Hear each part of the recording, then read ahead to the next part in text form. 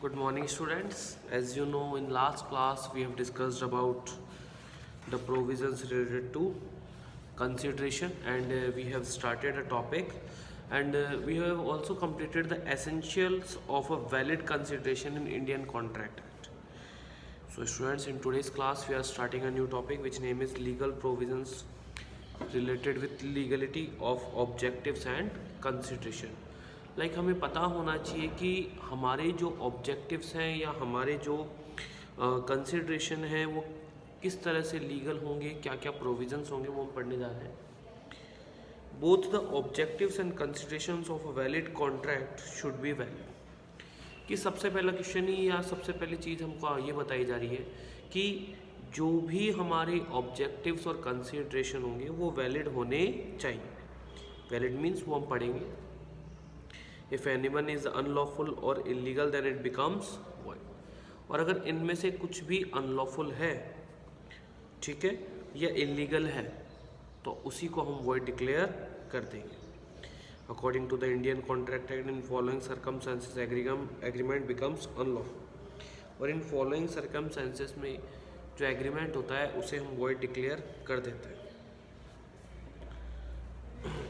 First, कब कब माना जाएगा unlawful? If it is forbidden by law. कि अगर किसी एक्ट में, किसी लॉ में किसी काम के लिए मना किया गया है, डिनाई किया गया है, फॉरबिडन किया गया है, अगर आप उसके लिए कुछ लेकर आ रहे हैं, कुछ उसके लिए हाँ कर रहे हैं आप, तो उसी को हम इलीगल मान लेंगे. If permitted it would defeat the provision of any law. कि कई बार क्या होता है कि अगर आप इस एक्ट में इसे अप्रूवल दे देते हैं या इस काम को आप अप्रूवल दे देते हैं एक लॉ में, तो दूसरे में उसे क्या मान लिया जाएगा, दूसरे लॉ के जो एक्ट के जो प्रोविजंस है वो डिफीट हो जाएंगे, दूसरे लॉ के प्रोविजंस इंटरसेक्ट हो जाएंगे. तो अगर ऐसी बात है तो इसे भी अनलॉफुल माना जाएगा. कि हम सभी लॉ को साथ लेकर चलेंगे, ऐसा नहीं होगा कि किसी एक लॉ को तो परमिट ले ली, दूसरे लॉ के हमने एक तरह से बिल्कुल साइड में कर दिया, उसके प्रोविजंस को हम लोग नहीं मान रहे. इफ़ इट इज़ फ्रॉडुलेंट, अगर फ्रॉडुलेंट है तो फिर भैया वो भी आपका क्या माना जाएगा, अनलॉफुल माना जाएगा. If it involves injury to another person, property और कंट्री. आपके इस ऑब्जेक्ट से, इस कंसिडरेशन से अगर किसी पार्टी को नुकसान होता है, किसी पर्सन को नुकसान होता है, किसी की प्रॉपर्टी नुकसान होता है, कंट्री को नुकसान होता है, तो उसे भी हम अनलॉफुल ही मानकर चलेंगे. If the court regards it as immoral. और कभी कभी सब कुछ सही है लेकिन कोर्ट ने इसे इमोरल डिक्लेयर कर दिया. For example tobacco and smoking zone की हम बात करें तो स्कूल से मिनिमम 100-200 मीटर्स का क्राइटेरिया एक बना रखा है कि इतने में नहीं होना चाहिए, नो स्मोकिंग जोन वगैरह होता है. तो अगर ऐसे में कोई शॉप ओपन करने की परमिशन दी जाती है लाइसेंस लेकर, तो वो क्या माना जाएगा, वो अनलॉफुल माना जाएगा. If the court regard it as oppose to the public policy. या आपके इस काम को करने से पब्लिक को नुकसान हो रहा है, जनरल पब्लिक को कॉन्सिक्वेंसेस बियर करने पड़ रहे हैं, तो ऐसे केस में भी आपको इस काम को अनलॉफुल डिक्लेयर कर दिया जाएगा. An agreement harmful to the social, political, economic and other interest. कि सिंपल सी बात है, अगर आपके इस ऑब्जेक्ट या कंसिडरेशन से किसी और पार्टी के मतलब सोशल, पॉलिटिकल, किसी भी एक सेगमेंट को अगर नुकसान हो रहा है, इंटरेस्ट को नुकसान हो रहा है, वेलफेयर को नुकसान हो रहा है, या ये पब्लिक पॉलिसी के अगेंस्ट है, तो भैया ऐसे केस में हम इसे अनलॉफुल ही डिक्लेयर करेंगे. और अनलॉफुल होगा तो मतलब उसकी कोई लीगल वैलिडिटी नहीं है. Legal provisions related with void agreements. हम वॉइड एग्रीमेंट्स की बात कर रहे हैं. We are not talking about void contracts. ठीक है, दोनों में डिफरेंस है. वॉइड एग्रीमेंट्स की हम बात कर रहे हैं कि जो कॉन्ट्रैक्ट बन ही नहीं सकते. ठीक है, an agreement which is not enforceable by law is court is a void agreement. हमने पढ़ा था all agreement which are enforceable by law is called contract, but an agreement which is not enforceable by law is called void agreement. A void agreement doesn't create any legal rights and obligations. दोनों ही party free रहती है. क्योंकि ये void है तो दोनों ही party के ऊपर कुछ भी लीगल राइट्स या कुछ भी लीगल ऑब्लिगेशंस अराइजेज नहीं होते। Such a party will not be able to compel the other party to obey his promise. एक पार्टी दूसरी पार्टी को कोई प्रॉमिस नहीं कर सकती कि या प्रॉमिस को एनफोर्स नहीं करवा सकती है कि आपको ये काम करना ही करना होगा। Following are the agreement which have been expressly declared as void under the act. और जो हमारे पास ये कुछ एग्रीमेंट्स हैं इन्हें साफ साफ और आसान शब्दों में वॉइड डिक्लेयर किया गया है। First, agreement by person who are not competent to contract, कि अगर कोई एग्रीमेंट ऐसे लोग कर रहे हैं जो कि कॉन्ट्रैक्ट करने के लिए कॉम्पिटेंट ही नहीं है। हमने कॉन्ट्रेक्चुअल कैपेसिटी डिस्कस कर रखी है, जैसे कि minor, person of unsound mind, person disqualified by law of the land, कि अगर इनमें से किसी ने भी एग्रीमेंट किया है that agreement will be declared as void agreement. Second, agreement under a mutual mistake of fact material to the agreement. हमने पढ़ा है कि मिस्टेक के केस में क्या होता है, ठीक है। और मिस्टेक के केस में हमने ये पढ़ा है कि जब दोनों ही पार्टी की जो कंसेंट है, जो दोनों ही पार्टी है, जब वो सेम सेंस पर एग्री नहीं थी, दैट मीन्स कि जो सेंस है वो दोनों पार्टी ने अलग ले लिया, तो सीधी सी बात है ऐसे केस में हम किसी भी कॉन्ट्रैक्ट को या किसी भी एग्रीमेंट को एनफोर्स नहीं करवा सकते, क्योंकि दोनों ही पार्टी ने अपनी गलती से इसे किया है। एग्रीमेंट विथ अनलॉफुल कंसिडरेशन और ऑब्जेक्ट, ये क्या होते हैं अनलॉफुल कंसिडरेशन एंड ऑब्जेक्ट? ये हमने अभी डिस्कस किया है कि ऐसे ऑब्जेक्ट या ऐसा consideration which is forbidden by the law और which defeats the provision of any law, कि किसी लॉ को जो फॉरबिडन किया गया है किसी और लॉ में जिसको साफ साफ मना किया गया है, जिसकी वजह से कोई दूसरे लॉ के प्रोविजंस डिफीट होते हैं, उसी को हम कहते हैं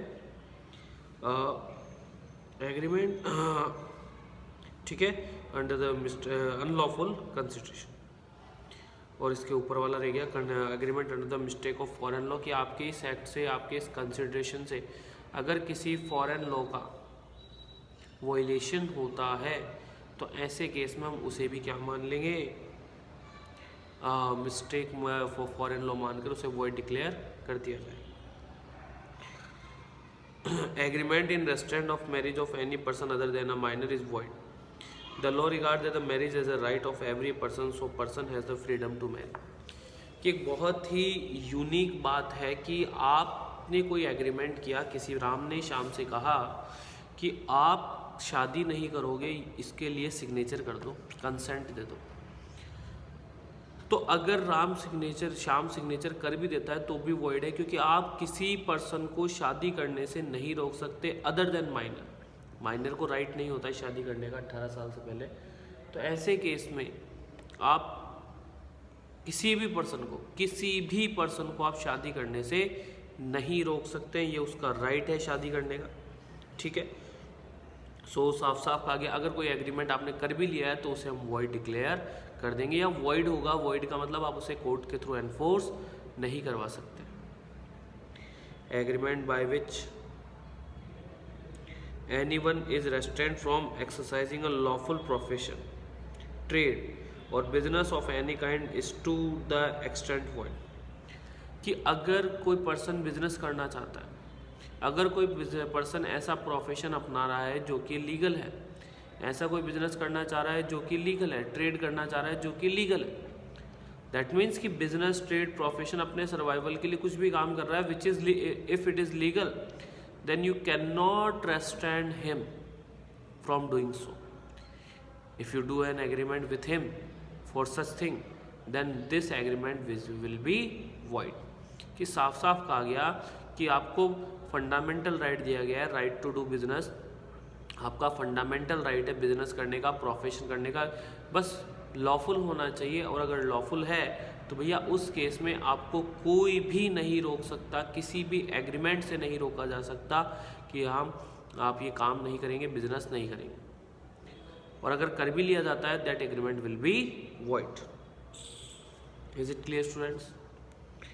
नाउ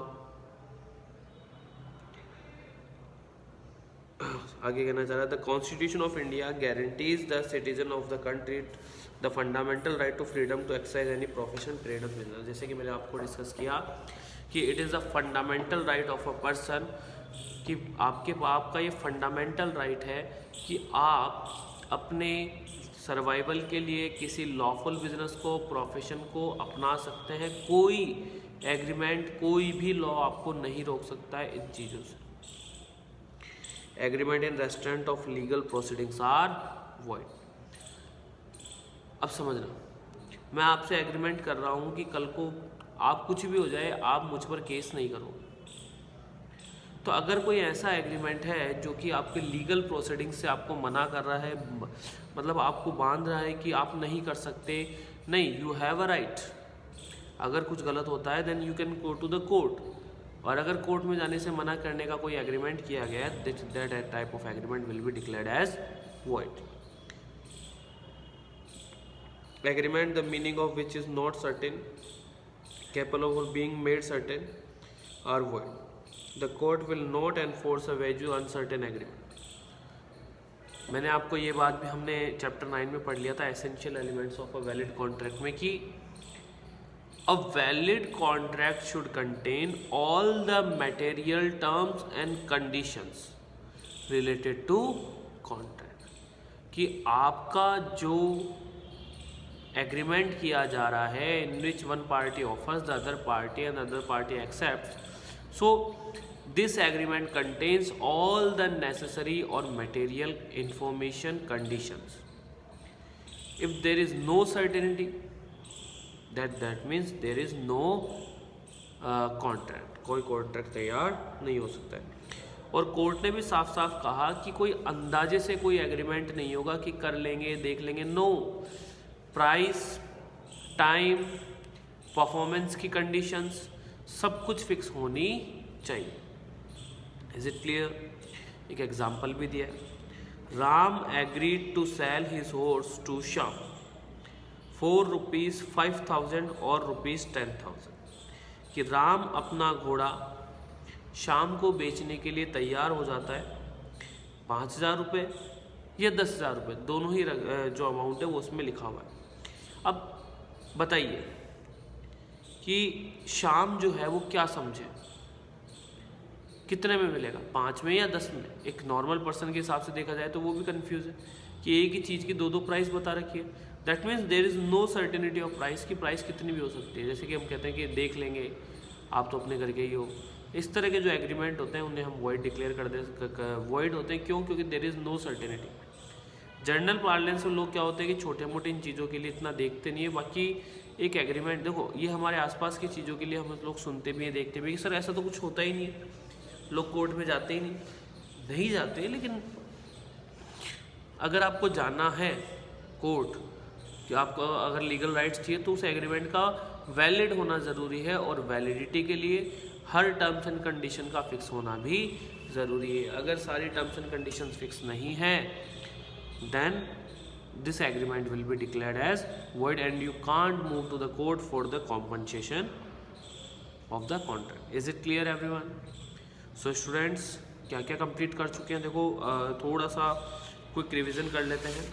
हमने अभी तक की क्लासेस में पढ़ा है legal provisions related with proposal, legal provisions related with acceptance, legal provisions related with contractual capacity, इसमें फर्स्ट था minor.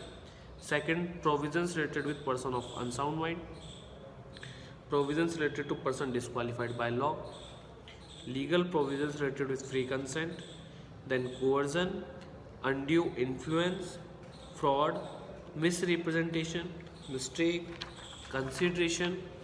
And in today's class we have discussed about legal provisions related with legality of object and consideration, and legal provisions related with void agreements, कि agreement void कब कब मान लिए जाएंगे।